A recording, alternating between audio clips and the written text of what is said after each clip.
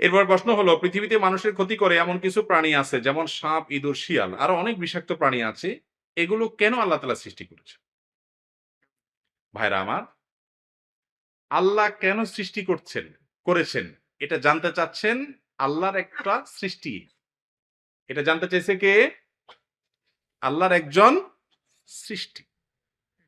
আচ্ছা ভাই, একজন সাধারণ কর্মচারী, পিয়ন, তার মালিক অনেক বড় ব্যবসায়ী ধরেন, পিয়নের কাজ হলো চাটা আগে জোগায় দাও।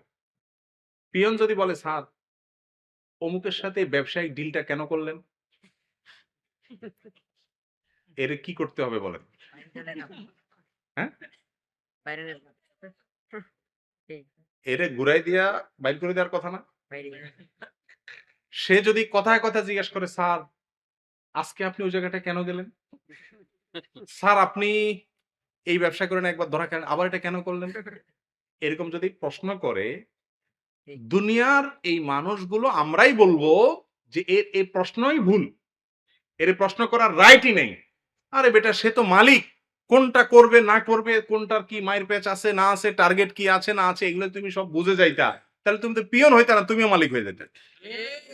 তুমি পিয়ন হইয়া মালিকের কাজের রহস্য, মালিকের কাজ কোনটার কি মাইর প্যাচ আছে, কোনটার কি হেকমত আছে, কোনটার কি ভালো মন্দ দিক আছে না আছে, তার দৃষ্টি কত গভীরে আছে না আছে, এগুলো সবগুলো তুমি যদি বুঝে যাও, তাহলে তোমার আর মালিকের মধ্যে পার্থক্য কি থাকবে? ঠিক না ঠিক? অথচ ওই কর্মচারী এবং মালিক তারা দুইজনই আল্লাহর সৃষ্টি, দুইজনই মানুষ, দুইজনই হাত পা আলা, ঠিক না ঠিক?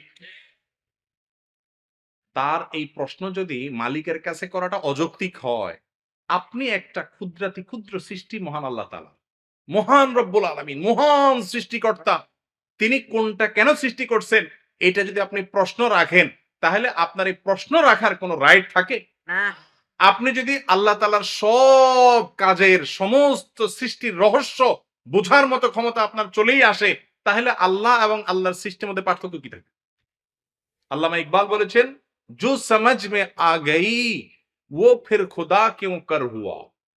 মানে বুঝেন? এর মানে হলো, যাকে আপনি বুঝে ফেলেছেন, যার সমস্ত আদেশ নিষেধ সকল কাজের রহস্য আপনার মাথায় ধরে ফেলেছেন, রপ্ত করতে পেরেছেন, সে আবার আল্লাহ হলো কেমনে? বুঝেন নাই কথা? আরে ভাই, দেশের প্রধান, সরকারের প্রধান, ধরেন দুনিয়া যারা চালায়, বড় বড় নেতারা আছে, অমুক দেশের প্রেসিডেন্ট, তমুক দেশের প্রেসিডেন্ট, বড় বড় নেতা, নেতাদের কাজের সব কাজের মায়ের পেজ কি জনগণ বুঝে? বেশিরভাগই বুঝে না। তো সে যদি তার সব মায়ের পেজ বুঝে যায়, তাহলে তার সাথে আর নেতার কি পার্থক্য থাকে? ঠিক একইভাবে আল্লাহ রাব্বুল আলামিনের প্রতিটি কাজ, তার পিছনে অগণিত রহস্য এবং হিকমা আছে। তার সবগুলো আমরা বুঝে যাবো এমনটা জরুরি না। আপনি যদি সবকিছু বুঝে ফেলতে চান আল্লাহ তাআলার, এটা হলো হাস্যকর ব্যাপার। আপনি কিভাবে সৃষ্টিকর্তার সব রহস্য বুঝবেন? এবার আসি একেবারে সলিড উত্তরে, যে সাপ, ইঁদুর, শিয়াল, যত প্রাণী আছে, আল্লাহ তাআলা সমস্ত প্রাণী সৃষ্টি করেছেন। আমরা দেখি এগুলো আমাদের উপদ্রব করে, ক্ষতি করে, কষ্ট দেয়, কিন্তু এগুলার অনেক উপকারী দিক আছে। এই যে আমের মধ্যে পোকা, সবজির মধ্যে পোকা, আমরা সারা জীবন জাইনা আসছি যে এই পোকার লাভ কি, কিন্তু এখন আমরা জানতেছি না এই পোকার কি আছে উপকারিতা, সবজির মধ্যে তাদের অবস্থান, এটার উপকারী দিক আছে। এবং আজকাল বিজ্ঞান এমন অনেক জিনিসকে স্বীকার করতেছে যেগুলো আগে আমরা জানতাম না, ঠিক না ঠিক? অতএব আল্লাহ রাব্বুল আলামিন এগুলো যে সৃষ্টি করেছেন, এর প্রত্যেকটার উপকারী দিক আছে, আমার বুঝে আসুক অথবা আমি যদি আল্লাহর সৃষ্টি নিয়ে গবেষণা করতাম, আমরা তো গবেষণা করি না, ইসলামের গবেষণার সাইডটা তো এখন আমাদের মধ্য থেকে হারিয়ে গেছে। আল্লাহ বলেছেন, ইন্না ফি খালকিস সামাওয়াতি ওয়াল আরদ ওয়া ইখতিলাফি লাইলি ওয়ান নাহার লাআয়াতিল লিউলিল আলবাব। নিশ্চয়ই নবমণ্ডল ভূমণ্ডলের সৃষ্টি, দিন এবং রাতের পরিবর্তন, আল্লাহর সব সৃষ্টির মধ্যে বুদ্ধিমান যাদের মেধা আছে, জ্ঞানী যারা বিজ্ঞানী, তাদের জন্য এখানে জ্ঞানের ভান্ডার আছে, অনেক নিদর্শন আছে যে আল্লাহ কেন সৃষ্টি করেছেন, সবগুলোর রহস্য আছে। তারা যারা গবেষণা করে, তারা সেটা আবিষ্কার করার সুযোগ পায়, হয়তো কেউ আগে পায়, কেউ পরে পায়। এবং এগুলোর গবেষণা করার পর একটা সময় কিন্তু ইমানদার বলতে বাধ্য হয়, স্বীকার করতে বাধ্য হয়, সুবহানাকা রব্বানা মা খালাকতা হাযা বাতিলা। হে আল্লাহ, আপনার পবিত্রতা বর্ণনা করছি, আপনি এর কোনটি অন্যায়ভাবে, অপ্রয়োজনে সৃষ্টি করেন। বিধায় আল্লাহর প্রতি সৃষ্টির রহস্য আছে। সব সৃষ্টির রহস্য আমরা এখন বুঝবো না। 500 বছর আগের মানুষ অনেক কিছু বুঝে না, আমরা এখন বুঝতেছি। ঠিক না ঠিক? মানুষের সমস্ত কথা, সমস্ত কাজের রেকর্ড হবে, এগুলো কি আমাদের ময়দানে দেখানো হবে। নবী করিম সাল্লাল্লাহু আলাইহি সাল্লামকে দেখানো হবে। আলমে বরজাখের মধ্যে এরকম অনেক হাদিস আছে।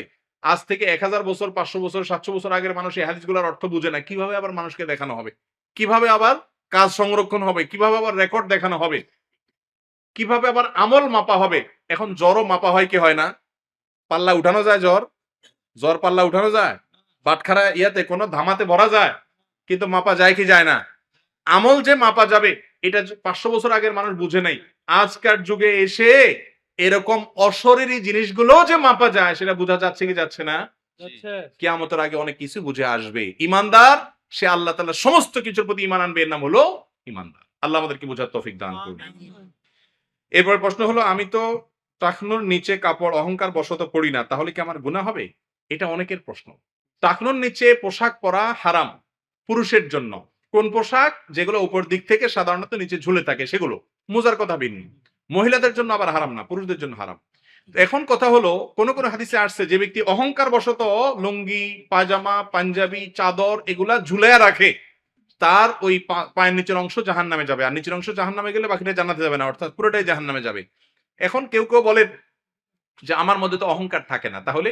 তো তার উত্তর হলো যে অহংকার না থাকলেও যদি পড়েন তারপরও গুনাহ হবে। এটাই বিশুদ্ধতর মত, এটাই জমহুর উলামাদের মত। কারণ কয়েকটা হাদিসে অহংকার বশত থাকার কথা আসলেও অন্যান্য হাদিসে অহংকারের কথা বলা নাই, বরং অহংকার ছাড়াই বলা আছে সর্বাবস্থায় আপনার টাকনুর নিচে কাপড় পরলে সেটা কোথায় যাবে? জাহান্নামে যাবে। অতএব এখান থেকে বেঁচে থাকা উচিত পুরুষদের। আর সম্প্রতি বোধহয় অনেক গবেষণা থেকে প্রমাণিত হয়েছে যে এটা পুরুষের পুরুষত্ব কমিয়ে দেয়। অনেকগুলো আর্টিকেল পড়েছি আমি, সংশ্লিষ্ট বোদ্ধা মহল লোকেরা আরো ভালো বলতে পারবেন। বিধায় এটা কোনো ভালো জিনিস না। একটা জিনিস দেখবেন, কোরআন হাদিসে যেটা নিষেধ করছে শয়তান ওটা আমাদের দিয়ে বেশি করায়। মেয়েদেরকে বলা হয়েছে তাদের যত ঢেকে ঢেকে থাকবে তত ভালো, টাকনু টাকনু সহ তারা ঢেকে থাকবে, তাই না? আর পুরুষরা টাকনুর উপরে পড়বে। এখন দেখবেন পুরুষদের প্যান্ট সব কোথায়? টাকনুর নিচে। আর মহিলাদের গুলা মানে কোরআন হাদিস যা বলা আছে তার হুবহু কি করতে হবে?